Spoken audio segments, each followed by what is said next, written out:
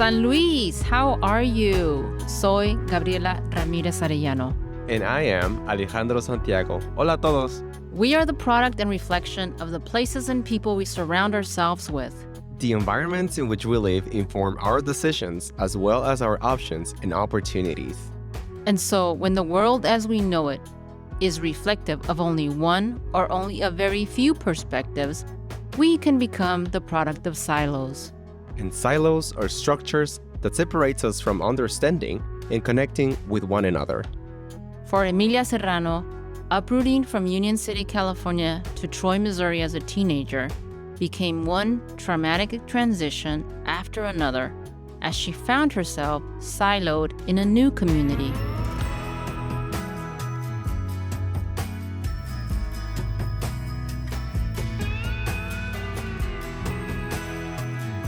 The small Midwestern town was as unfamiliar to her as she was to it. Her time in America's heartland shaped her so profoundly that her experiences became the inspiration for America's big screen.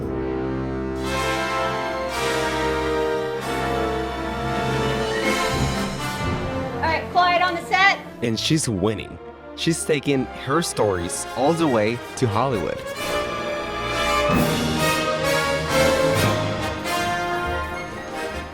Emilia Serrano is co-executive producer of major network television shows like Promised Land, Mixed Dish, and High School Musical the series, just to name a few.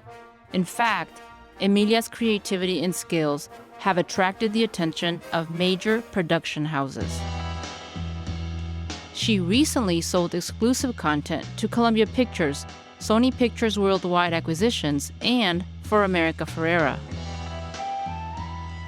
Emilia was raised by her parents in a Spanish-speaking community that nurtured creativity and determination among Emilia and her two sisters. Her dad, a mechanic, and her mom, a mariachi singer, guided her to fight tough battles and to find her voice. She is proud of her Mexican-American culture, and her authentic stories reflect her passion to see more inclusive on-screen characters who reflect the real people in her life and culture. You know, I always say that growing up in kind of uncomfortable scenarios, like, you know, being fish out of water, we're basically transplanted from California to the Midwest. It felt like it was such a struggle and oftentimes culturally challenging, but then that's exactly what helps me write stories now. So a lot of times I say, sometimes all the crappy things and all your trauma can actually make you money if you put it down on paper.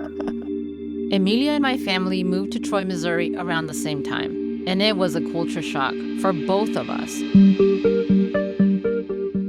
Because in California, we were constantly surrounded only by Latinos in our family. So we weren't diverse either. We ventured to the Midwest where the cost of living was so much more affordable than the high cost of residing in California, but it came with several compromises, socially as well as culturally. For many of us who moved to the region at that time, that was the beginning of our code switching. Wait. What do you mean code switching? Well, code switching is when we act or behave differently in the words we use, the way we dress, and sometimes even how we express ourselves just to fit in. At work, with certain friends or groups, and not necessarily the way we would be authentically at home. You probably don't even know you're doing it already, Alejandro. Like, I'm a pro at it. You know, if anything is putting yourself into a situation that you don't have a choice to be in, and then kind of navigating and figuring out, you know, how to be and how to exist. One of Emilia's middle school teachers was the first to introduce her to the fact that her own voice could exist, that she could be and do great things utilizing her authentic voice without needing to modify herself or code switch. Her dad always encouraged her with positive affirmations. He instilled resiliency and how to be a team player through sports like soccer. From her mom, she developed captivating storytelling and how to use her voice to command attention, not just with her voice, but also with charisma. I actually walk a lot. I walk a lot. I think something scientifically, it does something to your brain. And so a lot of times I walk. But it started out where I was writing a feature. So when you write a movie, you write by yourself. It's just you and your laptop and your story, and you write by yourself, and you write 110 pages. And I think the first movie I wrote was about a teenage mariachi singer in Los Angeles who secretly wanted to be a country star. From car rides to being the daughter of immigrants, Emilia's life inspires her writing for the silver screen. While her experiences may be unique to her, the stories she tells resonate with millions. She believes that our stories and experiences, as well as our traumas and challenges, shape who we are and the ways we navigate life. So one time my cousin Fernando, who lives in the East Bay, got in my car, and I started my car and it was like blasting country music. And he gave me so much shit for like weeks after that. And I was like, but how can you give me shit? It's the same as ranchera music, the same as mariachi music. It's like the same instruments, the big hats, the boots. And from that came this idea of this story.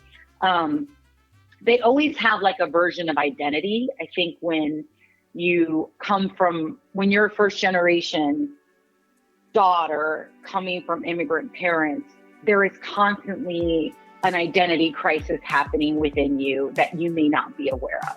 You know, I always say, I love it when my cousins would make fun of me, because that was the thing that I could use as a story point for humor, or that someone else could relate to. I have had my fair share of teasing from others. I've been called out about things I like or for the identities I hold. Being gay, having an accent, loving reggaeton, putting ketchup on scrambled eggs, and so on. And in those moments, I was thinking, oh wow, but I do like those things, or I am those things. I grew up and I found my purpose.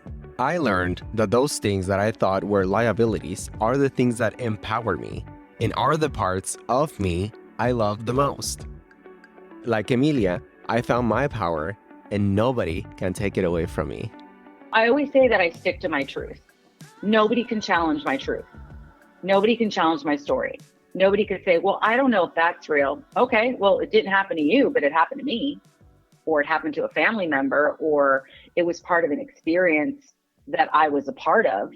I remember I was like looking for a job after college and I had a resume. My resume was very funny. And somebody was like, that's not a serious resume. And I was like, oh, good, because I don't want a serious job. You know, like I don't want to be at a company that's serious. You know, like I'm a serious worker. I will hustle hard. But, you know, if somebody can't see that you also need those people, then I don't want to work there, you know? And I think it was just kind of not being afraid to do that. And again, nobody was silencing me. You know, and if anybody tried, I would take myself out of that space. I would just be like, this isn't for me. I don't feel great about it. I don't feel great about myself. And so then I would try to take myself out of those situations, whether it was like roommates or jobs or relationships or partnerships, some creative partnerships. No se vayan. When we return, the glitz, the glamour of Tinseltown. We talked to Emilia about the challenge she's faced as she leads positive change and shapes Latinx identity in the entertainment industry. From St. Louis Public Radio And PRX, this is We Live Here, Auténtico.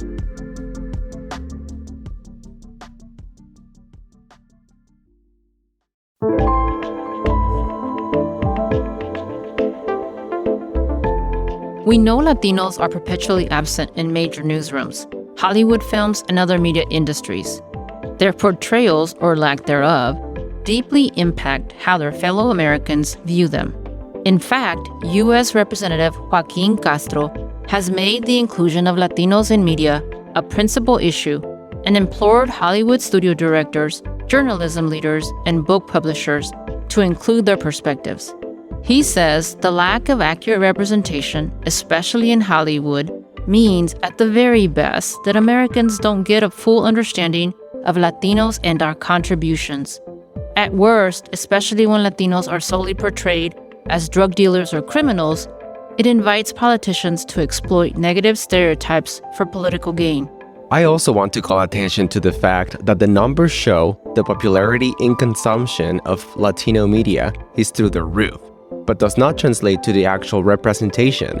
Hispanic Star, led by Claudia Romo, highlights that there is more room for Latinos on screen, and data shows that.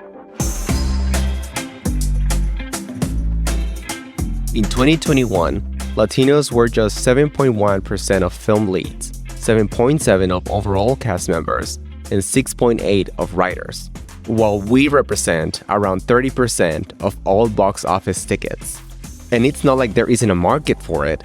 We Don't Talk About Bruno from Lin-Manuel Miranda is the most popular Disney song in 29 years. Bad Bunny's new album, Who You've Heard, broke Spotify records for most streamed album in 2022 and most streamed artists globally in a day.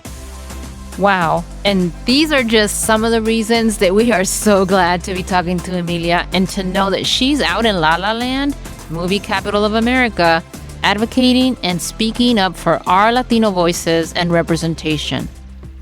I think one of the mistakes that Hollywood makes is they keep going to the same well, right? They keep going to the same people and the same things. And a lot of times I will say, like somebody will say, oh, do you like Okay No Derbez? And I was like, my mom does, you know? And it's like, I mean, listen, I love Rita Moreno as much as everyone else, but I'm like, it feels like, oh, that's my mom's person. Where then, you know, we grow up and we're trying to find who our people are, and then the generation finds who their people are. I think the mistake that Hollywood makes a lot of times is, you know, new studies have shown that the modern Latinx or Latine or whatever we're going to say this week, it really doesn't find language to be the bonding to the culture as much as our generation did, right? So when we have shows and there's too much Spanish, or, you know, all of a sudden there's some people that go, oh, this is for my parents, and they will turn themselves off for it.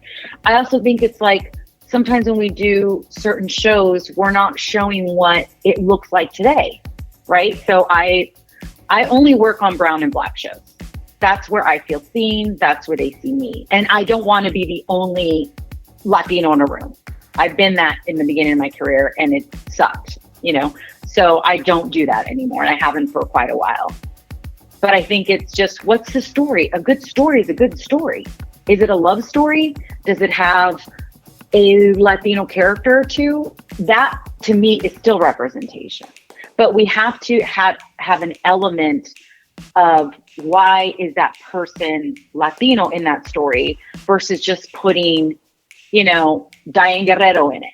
Right? Like, it has to be like Diane Guerrero was in Encanto, and she's Colombian, and the movie was set in Colombia. And I was like, how beautiful that it was, such a gorgeous match, you know? And so it's like, sometimes we have to take projects, and sometimes we're like, God, I hope they use some form of Latinidad to advance the dialogue or give somebody a little bit more of a layered story, so that we're not constantly, quote unquote, the best friend, you know, or the sassy Latina, or I sometimes always say, like, listen, I love a sassy Latina. I'm a fucking sassy Latina, you know, like, I love it. And sometimes when someone says, well, is that a stereotype? And I was like, well, I guess I'm a stereotype. You know, I always say, like, my mom sang mariachi, my dad was a mechanic, and my grandmother had a Mexican restaurant. Well, I've hit every single stereotype that you can, but I've also lived it. So to me, it doesn't feel like a stereotype. It only feels like a stereotype. I can own it. It's mine. Hispanic and Latino audiences shouldn't be addressed as a monolith. Breaking down the monolith means recognizing the heritage of Black, Asian, white, and indigenous cultures. More than 20 million Latinos identify as belonging to 2 or more races. That is a 567% increase from 2010, according to the Hispanic Star organization. At the end of the day, people look for shows featuring people who look like me. And while diversity is increasing, audiences still feel the representation is not accurate. Growing up especially, I definitely wish I could see more people that look like me on TV, the big screen, and on the radio. That's why this is such a big deal. It's important for me, and for a lot of reasons, it matters. because the more representation we have of diverse cultures and people, it allows for more opportunities to have richer, more complex stories being told and for understanding. I just finished working on Promised Land. It was on ABC and it's now on Hulu. I had not worked on a drama in a long time, and I don't like working on dramas. And so I was like, I think it was like a week where I had 3 drama meetings where I was like, oh, this is so funny. I was like, I'm going to take the summer off and I'm going to work on this feature. And then all of a sudden I had this meeting and it started out at the border. And I was like, ugh, didn't I tell my agents I'm not doing border shit? And then I read it and I was like, oh, it's not the stereotypical border story. And it really, from that, I feel like it was such an opportunity to tell stories of our parents and how they came and the struggles and the sacrifices and then the rise up, and how some people rise up and don't forget who they are, and some people rise up and forget, to help somebody come up. And out of that, I really gave a lot of my family story in those. And I feel like that makes me so proud, and I loved it for that reason. But it was also such a surprising experience for me. I kind of went into it, not with preconceptions of it, but it just was like, oh, it's going to be a drama. This is going to be hard. But so much of my life is probably more dramatic than humorous. The humorous is the reaction to the drama. And so I always say, oh, that's the piece that I love when I'm writing on a comedy. And so in a way, it was really like a beautiful way to tell that story. And I still love it. I mean, we're waiting to hear if it comes back, but I love it. And it has Cecilia Suarez in it and John Ortiz, and it was a mostly Latino room, and Matt Lopez, who is a feature writer. Emilia's contributions to High School Musical, Promised Land, Mixes, and others are important and needed successes. We couldn't be happier to know that our region has a part in her stories, and also grateful for her pushing through and doing her part now to mentor others so that the future is different. Oh, I like other producers. You just don't read about them in the press. I can point to a dozen successful Latina writers and Latino writers who are crushing it. You just don't know about them because they're not big and they're not famous, but they're constantly working and they're, constantly helping other people. But again, I feel like there is more representation happening. We just oftentimes don't hear about it. Should there be more? Yes, absolutely.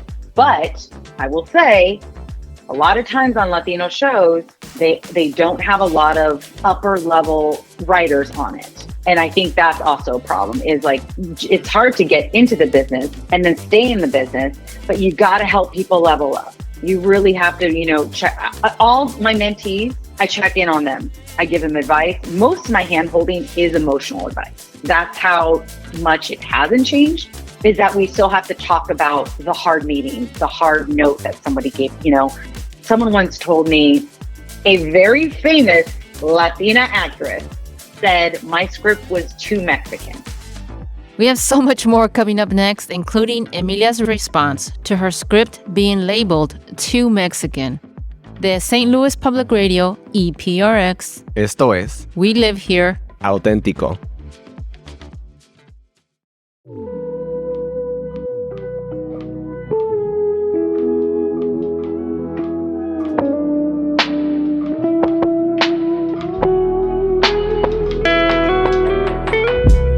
Too Mexican? Is there such a thing? You still deal with. Mm-hmm. And I honestly, my response was, I am Mexican.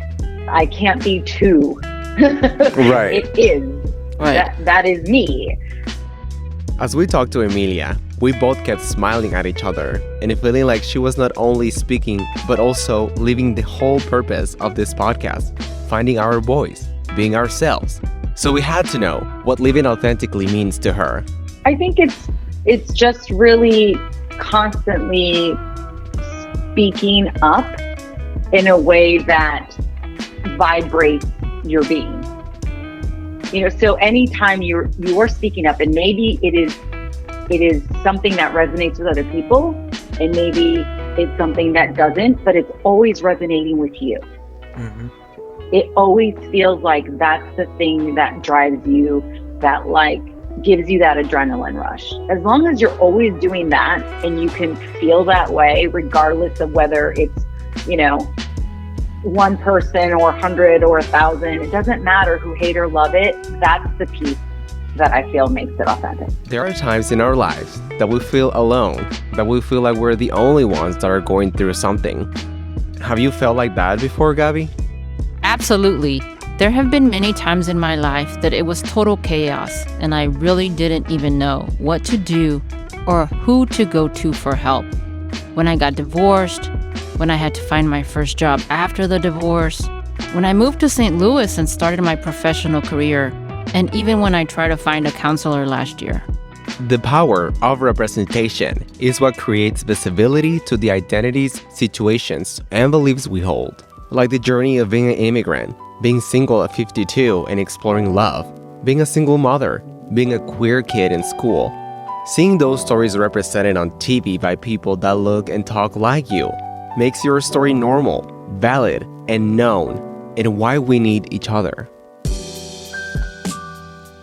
I know this is I was just talking to my mom about this the other day. When I was growing up, my dad would say the most awesome things to me. He would be like, "You're going to be so successful. Oh my God, you're going to be successful." We drive by the fancy house and he's like, "You're going to buy me that house one day." And I think it's like sometimes telling someone, like little, mira, he could have been a brujo for all I knew, or he was just an awesome dad. I'll take either of those things. But, you know, he always said, like, you're going to leave, you're going to be I mean, it was like constantly saying successful, you're going to do it, you're going to be it, that it never felt like I couldn't. I thought, okay, well, what's the worst that could happen? I move back home, you know, and get swaddled with Latina love and tamales. That sounds good too. You know, it's not the worst thing in the world. So, you know, that's the stuff that I always say, like, I just got to keep the ball moving forward, you know? And then there's a quote that I love by Devon Franklin, who's this author and also this movie producer. And he had this quote and it said, "Embrace who you are. This will open doors, not shut them."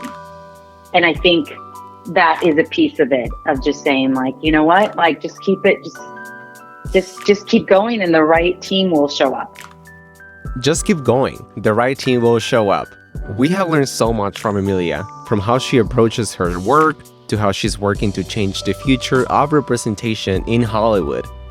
The fact that our stories are still not reflected makes me kind of sad. What are we going to do about that, Gabby? One thing we can definitely do, Alejandro, is go and watch the shows that are created by screenwriters like Emilia that bring their life stories into the big screen. Think about our own watching choices and the platforms that we're supporting.